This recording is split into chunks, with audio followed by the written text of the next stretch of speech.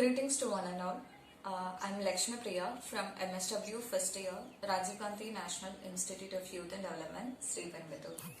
I'm here to present a seminar on the topic gender-based violence. So, let me start with the introductory part. Gender-based violence, it refers to some harmful acts which is directed at an individual based on their gender. It is rooted in gender inequality, the abuse of power and harmful norms. Gender-based violence can include sexual, physical, mental and even economic harm inflicted in both public or in private. It also includes threats of violence, manipulation or coercion. This can take many forms such as intimate partner violence, sexual violence, child marriage, female genital mutilation and so-called honor crimes.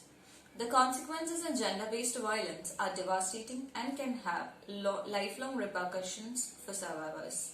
It can even lead to death. And gender-based violence is violence that is directed against an individual or a group of individuals based on their gender. It encompasses violence against women and girls as well as violence against men and boys, people who are lesbian, gay, bisexual, transgender and intersex, LGBTQ, and other individuals who do not conform to dominant gender roles. It has also become widely used to address violence against women as a phenomenon that is related to the gender of both victim and perpetrator. In particular, gender-based violence is increasingly used to define acts of violence rooted in some form of patriarchal ideology with the purpose of maintaining social power or social power of men or heterosexual power. And now let us move on to the types of major 5 types of gender-based violence. There are physical violence, verbal violence which includes hate speech, and psychological violence, sexual violence, socio-economic violence.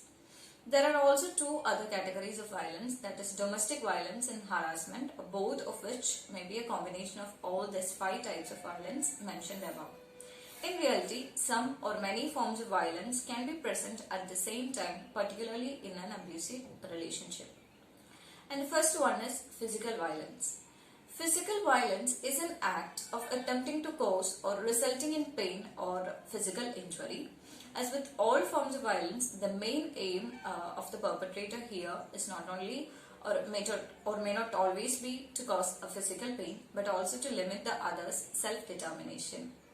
Physical violence includes beating, burning, kicking, punching, biting, or even killing, and the use of objects or weapons. And the second one is verbal violence. Verbal violence can include issues that are specific to a person, such as put-downs, maybe in private or in front of others, ridiculing, the use of swear words that are especially uncomfortable for the other, saying bad things about the other loved ones, threatening with other forms of violence either against the victim or against somebody dear to them.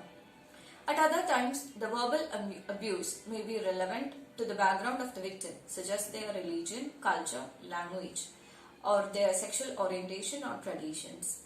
Depending on the emotionally sensitive areas of the victim, abusers often consciously target these issues in a way that is painful, humiliating, and threatening to the victim.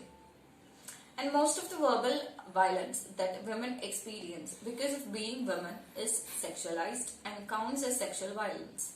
Verbal gender-based violence in the public sphere is also largely related to gender roles.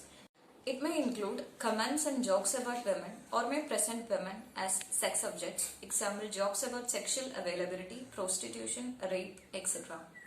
A great deal of bullying is related to the perceived sexuality of young people, especially boys. The regular negative use of words such as queer, fag is often traumatizing for those perceived as gays and lesbians. This is very likely one of the reasons why many gays and lesbians only come out after secondary school.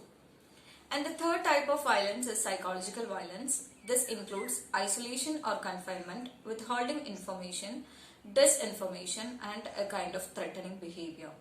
Psychological violence includes threatening conduct which lacks physical violence or verbal elements. For example, actions that refer to former acts of violence or purposeful ignorance and neglect of another person. One common example of such violence in the public sphere includes the isolation of young women or men who do not act according to the traditional gender roles. And the fourth one is sexual violence. Sexual violence includes engaging in non-consensual vaginal, anal or oral penetration with another person by the use of any body or object, engaging in other non-consensual acts of a sexual nature with a person, or causing someone else to engage in non-consensual acts of a sexual nature with a third person. Marital rape and attempted rape constitute sexual violence. Examples of forced sexual activities include being forced to watch somebody masturbate, forcing somebody to masturbate in front of others, forced unsafe sex, sexual harassment and abuse related to reproduction. Example, forced pregnancy, forced abortion, forced sterilization, forced genital mutilation, etc. And the fifth one is socio-economic violence. Global economic data clearly show that one of the consequences of globalization is the feminization of poverty. That means making women generally more economically vulnerable than men. However, economic vulnerability is a phenomenon that also exists in the personal level. Typical forms of socio-economic violence include taking away the earnings of the victim, not allowing them to have a separate income. Example, giving them housewife status or making them work in a family business without a salary, or making the victim unfit for work through targeted physical abuse. And let us conclude the session. Violence against women and girls is one of the most prevalent human rights violations in the world. It knows no social, economic or national boundaries. Worldwide, an estimated 1 in 3 women will experience physical or sexual abuse in her lifetime. Gender-based violence undermines the health, dignity, security and autonomy of its victims, yet it remains shrouded in a culture of silence. Victims of violence can suffer sexual and reproductive health consequences, including forced and unwanted pregnancies, unsafe abortions, traumatic fistula, sexually transmitted infections, including HIV, and even death. Gender-based violence is not only a violation of individual women's and girls' rights, the impunity enjoyed by perpetrators and the fear generated by their actions has an effect on all women and girls. It also takes a toll on a global level, stunting the contributions women and girls can make to international development, peace and progress. That's it. Thank you.